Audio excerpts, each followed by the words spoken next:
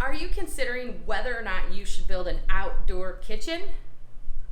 We're going to talk all about that today, and I'm going to share with you what my favorite thing is about our outdoor kitchen.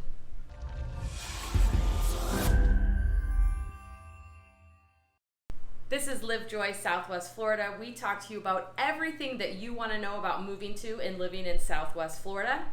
If this is the type of information you're looking for, please subscribe to our channel and ring the bell, and you will be notified every time we release a new video.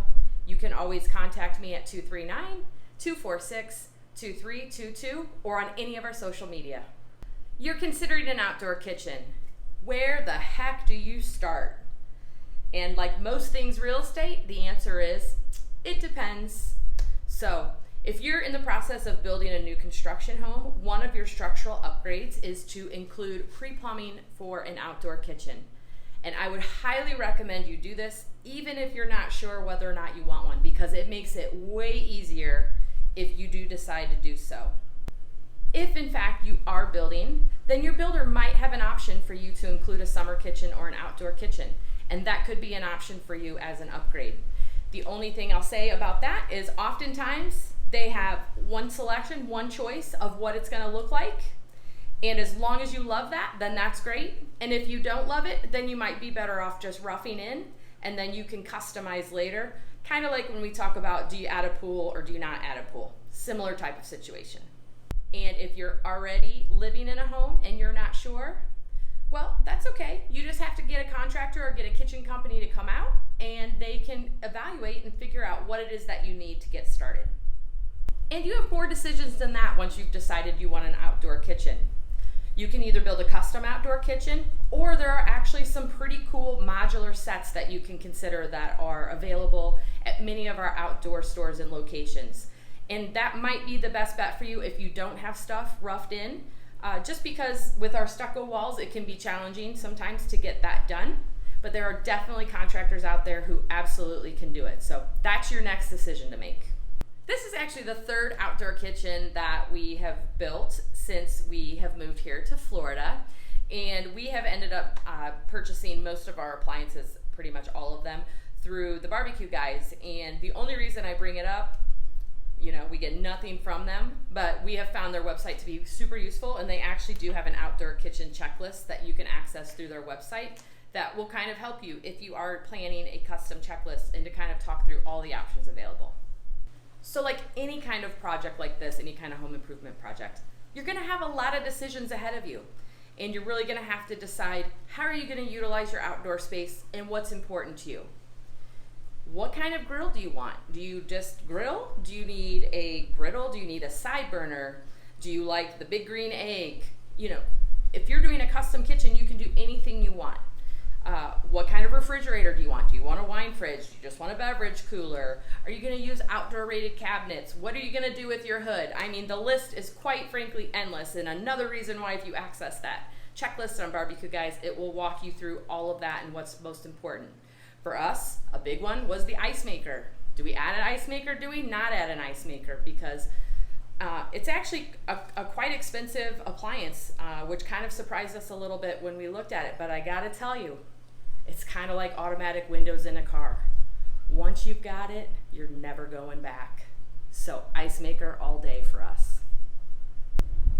Now I'm gonna move on, and I'm gonna do a type of virtual FAQ. I wanna share with you the questions that we get asked all the time and just kind of go through those. First question, we get this one a lot. Do I need a hood? Remember, we talked about this already. It depends. For the most part, you're gonna always need to have some sort of venting. So if you've got a wall behind there, you absolutely are gonna need you're absolutely gonna need a hood. For example, we have a 0-corner slider, and when we open those doors and open everything up, which is one of our favorite things about living in Florida, especially in the wintertime, what happens is that gets into our kitchen and it sets off all of the fire alarms. Not fun, and the dog does not like it at all. So by having the proper venting and hood system, that goes away. Next question we get, do I have to buy an outdoor TV, and how much does that cost? You see that crappy TV behind us? Here's the thing, super bright and super cheap. Jeremy's favorite thing, super cheap, in case you didn't know. Hey! But here's the thing. We don't want to have to worry about it. It's outside. It's in the humidity. It's hot. Sometimes the rain blows in. So by buying an awesome TV that's just a couple $100, if we can get 5, 7, 8, 9 years out of it, awesome. And then we'll just do what we need to do at that time. And what we have found is that these are actually some of the TVs that have ended up lasting us the longest. Go figure. That's not the only thing you need to think about with the TV. Even more important probably than what TV you end up buying is the mount and the placement of the TV in the lanai. So again, you need to think about how are you utilizing this space. We have a mount, the arm comes out 40 inches and it swivels back and forth. So if we're underneath the lanai and we're watching TV and hanging out in our furniture, we can see the TV. And if it's a Sunday afternoon and we want to watch football or golf, we can swivel our TV around so we can see it there too. Just as important as which TV you purchase. We also get asked, what kind of cabinets do you want to have in your outdoor kitchen? So here's the thing. It's really going to be personal preference. You're going to either want outdoor rated cabinets, or there are some options where people will build out a frame and they can do stone or tile work. And again, that's personal preference. What you don't want in your outdoor kitchen are wood cabinets because it is just too hot and humid here in Florida. They just won't make it very long. And a lot of people don't know this, but you know, just because you've purchased stainless steel appliances and hoods and things in your outdoor kitchen doesn't mean that there's not going to be some upkeep.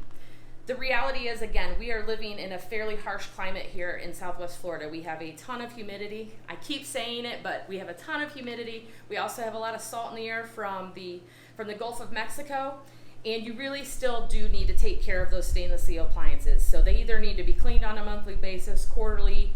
We actually know someone who offers a service where they come out and they'll do a deep clean on your appliances, and it's pretty reasonable, and it'll make sure that they continue to work for you for years. Because like everything else you put into your house, your outdoor kitchen is also an investment, and you need to keep it up the same. Bar or no bar? Again, like so many of these items that we're talking about, it really depends on what you want to do with your space. Do you want to add a hurricane shutter ever or a screen? And if so, then you need to really figure that out when you're building your kitchen. So we eventually want to add a shutter screen back here. So we have our bar sitting inside of our columns so that if we ever decide to do that in the future, we're going to be able to do it and have plenty of room, and we don't need to worry about our outdoor kitchen being in the way. Storage. When you're building your kitchen, you think, oh, look at all that storage. I need all that storage. Here's the thing though. You're still in Florida, we're still outside, and while it's awesome to have all this extra storage, the reality is there's not much that you're really going to store in here. You're not going to want to store paper products, you're not going to want to store paper towels, you know, maybe some red Solo cups or, you know, something like that you might, but the reality is you're still outside in Florida, and you know what that means. Critters, geckos, you know, we still have that here in Florida. We made it. It's time for me to tell you what my absolute favorite thing is about our outdoor kitchen. I know you've been anxiously awaiting this to figure it out, and here it is. Check this out. This crystal clear, perfect ice cubes that come out of the ice maker. I don't know what it is, but I love them and I'm obsessed with them, and I'm so glad that we decided to put the ice maker into our outdoor kitchen. You can always reach me at 239-246-2322, any of our social media channels. Please let us know what you want to hear about below, what questions you have. We look forward to talking to you. And along the lines of adding the outdoor kitchen into your outdoor space, the other big question that many people have, and you can watch a video on it here, is to pool or not to pool.